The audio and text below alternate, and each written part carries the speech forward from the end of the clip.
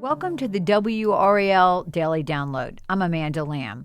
In today's deep dive conversation with Joe Fisher, we're going to talk about what's happened since the mass shooting in Raleigh on October 13th. Joe, thanks for being here. You know, it's so hard to believe that it's been 3 weeks since this happened. It's such a blur. So much information has been coming out. But let's can we just recap what happened on that horrible day? This was a Thursday early evening. 5:09 p.m. is when the first 911 call came in of a shooting. And what we've been able to learn is that the suspect in this case, Austin Thompson, a 15-year-old, was inside his home when police say he shot and stabbed his brother, 16-year-old James Thompson. We know from police that Austin Thompson came out of his home. He shot two women pretty close to where he lived in the Hedingham neighborhood, killing Nicole Connors, his neighbor, then walking down the street and killing off-duty police officer Gabriel Torres. We know that Austin Thompson then proceeded onto the nearby greenway where he shot and killed two women. Sue Carnatz was just out for a run, and Mary Marshall was out walking her dog. And those were the calls that were coming in right in the beginning there before Austin Thompson, allegedly, according to police, went on the run. And I know he was on the run. They were able to corner him, and he had some self-inflicted gunshot wounds, correct? We don't yet know if the gunshot wounds were self-inflicted. We know that he went on the run. It was about a 45-minute period before police actually got eyes on him. And at that point, police say there was an exchange of gunfire between Austin Thompson and officers from the Raleigh Police Department and the Wake County Sheriff's Office. And then after that, in that exchange of gunfire, or I should say in that exchange of gunfire, there was a Raleigh police officer who was shot and injured. That was Casey Clark, who was taken to the hospital and then later released.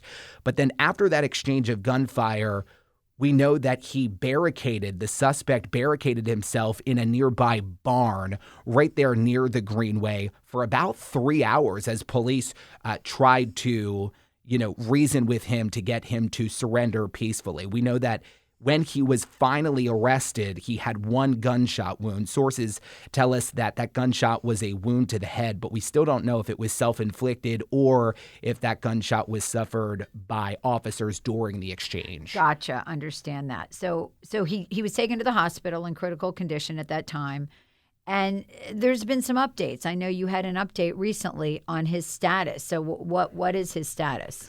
We haven't really been able to get much information from Raleigh police or officials at Wake Med, but we have really been working our sources on this really every day since this shooting happened. And we've been able to learn from law enforcement sources as well as hospital sources that 15-year-old Austin Thompson is improving. We know he had that gunshot wound to the head, but we've learned that he is awake. He is improving. He has started rehab. So those are some of the developments we've been able to learn about his condition. We don't know exactly when he'll be released from the hospital or how long of a road to recovery he has, but we know that his condition is improving, which was something pretty questionable there in the few days after the shooting. And so next steps, he was charged as a juvenile, so he'll go through the juvenile system. What are the next steps in terms of the criminal justice system? So there's petitions out. We don't know exactly how many, but there's petitions out in juvenile court. He will have a probable cause hearing in juvenile court first, and then we do expect this case to move to Superior Court. We know Wake County District Attorney Lauren Freeman intends to ask the court for Thompson to be tried as an adult in this case. So that first hearing, when he's likely released from the hospital, will happen in juvenile court, which will then be transferred to Superior Court for this case to continue. And it's at that point where we could learn some more information through public records in the court process. So pretty quickly after this happened, a lot of people who were close to the victims started sharing their stories. I know most of those people have been laid to rest by now. What do we know about the victims at this point? The sad part here is that everything we've been able to learn is that these were innocent victims. These were neighbors and loved ones, mothers and sisters and brothers. You know, a 16-year-old, the suspect's brother, has been remembered by his family and students in the Knightdale area as a very nice kid. And it's really unfortunate because these were people who should not have died that day. We have a woman Sue Carnatz, who was just out for a run. She has been remembered as an avid runner, someone who loved to be in the community. Nicole Connors, remembered by neighbors as just a wonderful spirit. Mary Marshall, who was out walking her dog, who was, remembered as a vivacious person who was loud and opinionated and just a fun person to be around. And then, of course, the off-duty police officer, Gabriel Torres, who, wanted to protect and serve. And his wife had an emotional speech at his funeral to just say that he was a great guy who cared so much about others. And one of the women was getting ready to get married. Yeah, we know Mary Marshall was just a couple of weeks away from getting married and just a week or so away from her birthday. Her memorial service was actually held on the day that she was supposed to be married. Very, very sad. And I know her fiance spoke at city council, and he was asking questions about whether or not an alert should have gone out and the response time of how this was all handled. A lot of questions right now still. And I think that's probably the hardest part as a journalist, because people want answers and we can't answer them until we have definitive confirmation, whether it's from police or court documents, about exactly what happened and why. What are some of those questions that you've been looking into? Well, Mary Marshall's husband, who you mentioned, has been pretty outspoken in the aftermath of all of this, not only in remembering his wife, but also putting at the forefront the need for some changes in terms of gun control.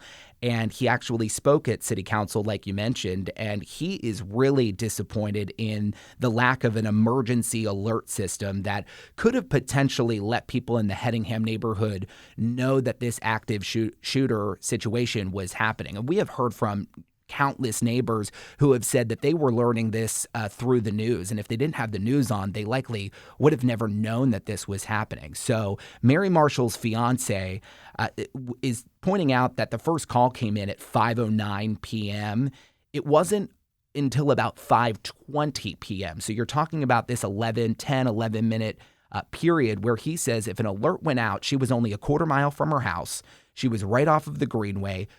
Could she have perhaps gotten that alert on her phone and been able to step off the Greenway to get back home? So that's one question that we have been asking the city is, do you have a system in place to alert people in this type of situation? And that's something the city says that they're looking into in an after-action report. And then the other questions we have are just standard questions that I think we will get answers to. Where did the gun come from? I should say two guns. We know that there was a handgun and a shotgun that the suspect had on him. Where did those guns come from? How did he get access to them? And are the parents responsible in any way? And all of those questions, I think it's just going to take some time. Yes, absolutely. And I'm sure there'll continue to be more questions. We're going to be back after the break with Joe Fisher to talk about why it is so hard to get information in a case like this. Welcome back to the WRAL Daily Download. I'm talking with Joe Fisher about his continuing coverage of the tragic mass shooting in Raleigh on October 13th. We were talking before the break about trying to get that information. And I know, again, that's frustrating because everybody wants to know why. They want to know why this happened. It's a question that's asked every time this happens anywhere in the country. And yet we have to let the criminal justice system play out. I mean, how do you try to get those answers? I guess just continuing to talk to law enforcement, to talk to your sources.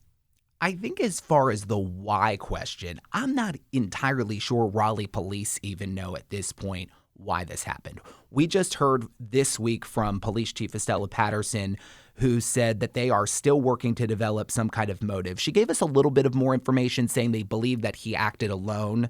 The 15-year-old suspect acted alone, they believe.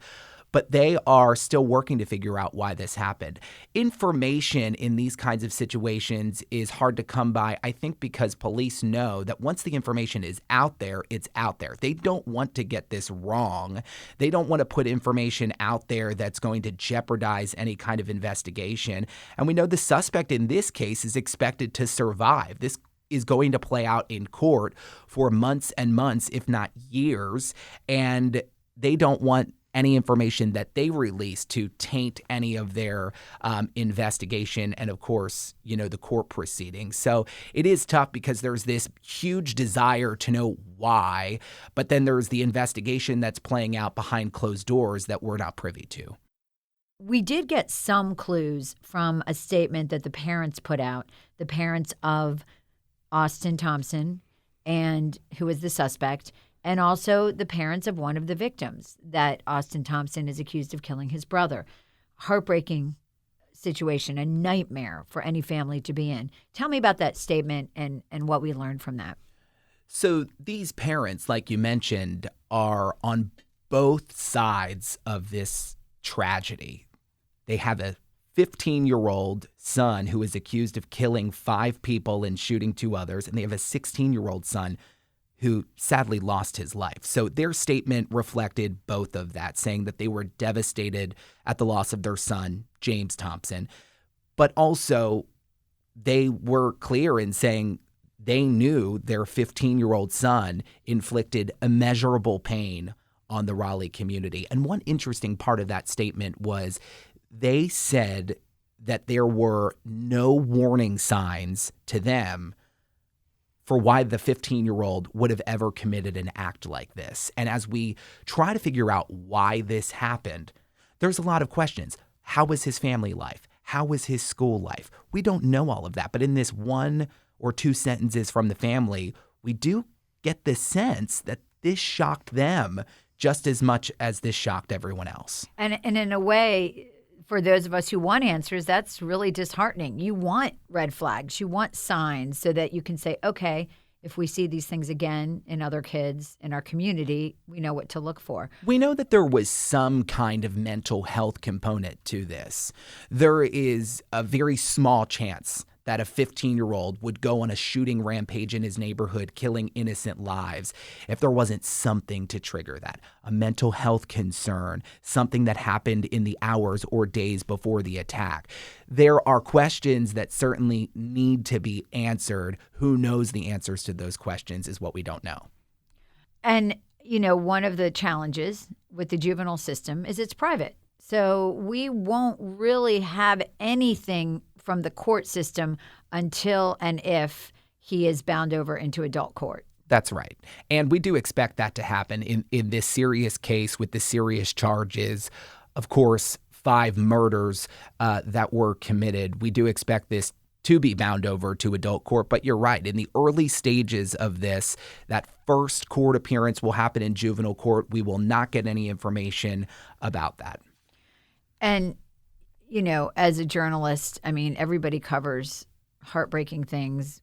You've covered, I'm sure many murders as I have, but this is something else. This is something that rises to a level of, it doesn't happen here, and yet it did. How do you reflect on that as a journalist and kind of compartmentalize your emotions as you're trying to cover something like this?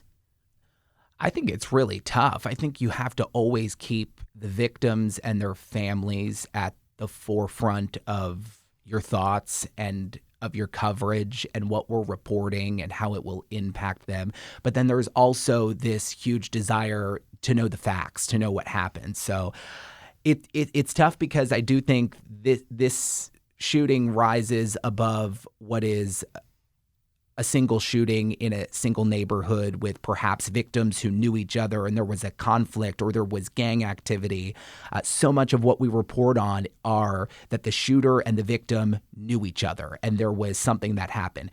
In this case, you have innocent lives lost, and then you add in the element of the Greenway, and that really paints this picture of people who are out on their normal routines. They're running, they're walking, they're living their lives. And as you go through the neighborhood now, you kind of approach people and there's this hesitation. And there's a little bit of sadness, a lot of sadness in this neighborhood. So I think it's you approach this situation a little bit differently only because you know the severity of it and how the people who lost their lives, we know definitively did not deserve to. Absolutely. Joe, thank you so much for sharing your thoughts, your insight, and for all of your hard work on this story so far. I know you're going to continue to follow it. And thank you for listening to the WRAL Daily Download and making us a part of your morning routine. Another way to get WRAL news is the Morning Briefing newsletter. It's a daily email that's waiting in your inbox every morning with Triangle news, events, and headlines to get you ready for the day. Sign up at WRAL.com/newsletter.